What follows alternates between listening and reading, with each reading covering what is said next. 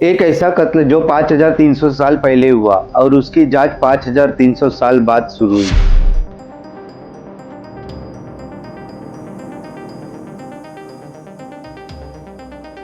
बात है 19 सितंबर 1991 की।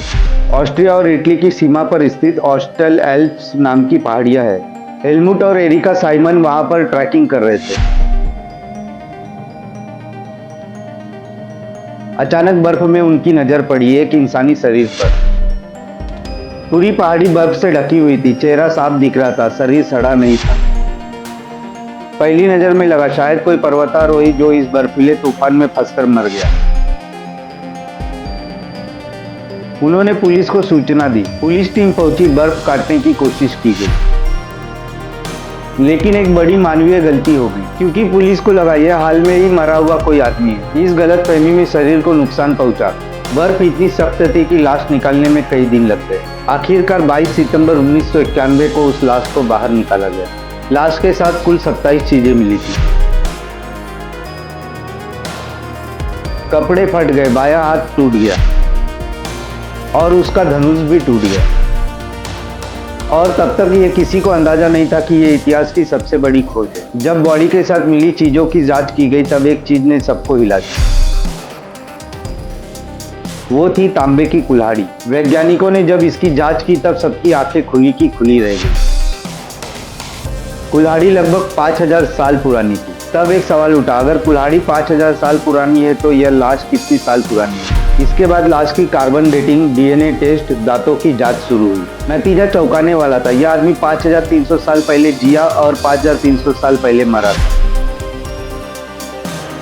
उसकी उम्र लगभग 45 से 46 साल थी, लंबाई 1.60 मीटर और वजन लगभग 45 किलो था।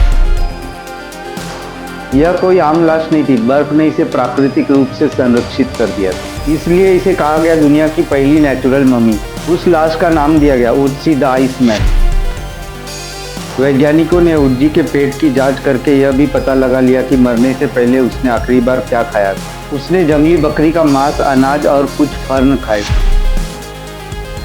उसके पेट में मिले पराग कणों से पता चला कि उसकी मौत बसंत के मौसम में हुई थी। ओजी के शरीर पर एक या दो नहीं बल्कि 61 टैटू मिले, लेकिन ये आज के टैटू जैसे नहीं थे। ये कोयले के पाउडर से बनाई गई काली लकीरें थी।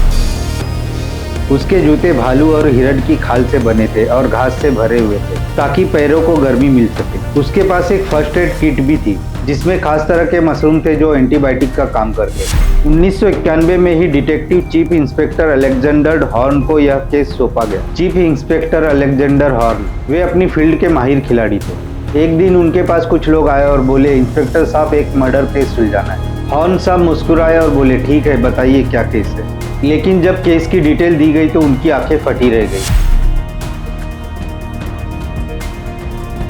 कत्ल 10-20 साल पुराना नहीं था, 5000 साल पुराना था।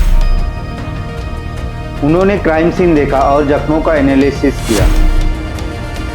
उनका निष्कर्ष था उर्जी को घात लगाकर मारा गया। मरने से करीब आधा घंटे पहले उर्जी ने भरपेट खाना खाया था और वह आराम कर रहा था, यानी उसे खतरे का अंदाजा नहीं था। जांच आगे बढ़ी और फिर सामने आया सबसे बड़ा खुलासा। ओटसी के पीठ पर तीर का घाव था। इसके अलावा उंगलियों पर लड़ाई के निशान और शरीर पर चोटें। तीर 30 मीटर दूर से मारा गया था। यह लूटपाट नहीं थी, मतलब साफ था, यह एक प्राकृतिक मौत नहीं थी, यह एक मर्डर था। अब सबके जहन में एक सवाल था, किसने मारा, क्यों मारा? क्योंकि इतनी कीमती तांबे की कुल्हाड़ी कातिल ने छुआ तक नहीं था। अगर कातिल लुटेरा होता तो वह कुल्हाड़ी ले जाता, लेकिन कुल्हाड़ी वहीं पड़ी थी। इसका मतलब यह कत्ल नफरत या आपसी रंजिश की वजह से हुआ था। लेकिन सवाल अब भी वही है, मर्डर क्यों किया गया? नफरत, जलन या कबीलाई दुश्मनी?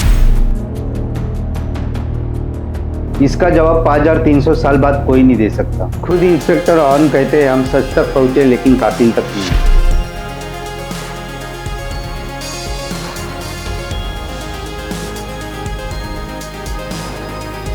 जिस व्यक्ति ने उर्जी को सबसे पहले खोजा था, उस व्यक्ति की मौत भी बर्फीले तूफान में गिरकर हुई। हालांकि वैज्ञानिक इसे इत्तेफाक मानते हैं। आज उर्जी इटली के south Tyrol museum of archaeology में एक खास कोल्ड चैम्बर में रखा गया है। सोचिए दोस्तों, अगर 5300 साल पुराने एक मुर्दे से सच निकाला जा सकता है तो आज के दौर में इतने केस अनसॉल्व क्यों है। ओटसी की कहानी पूरी दुनिया की पुलिस और सिस्टम के लिए एक आईना है।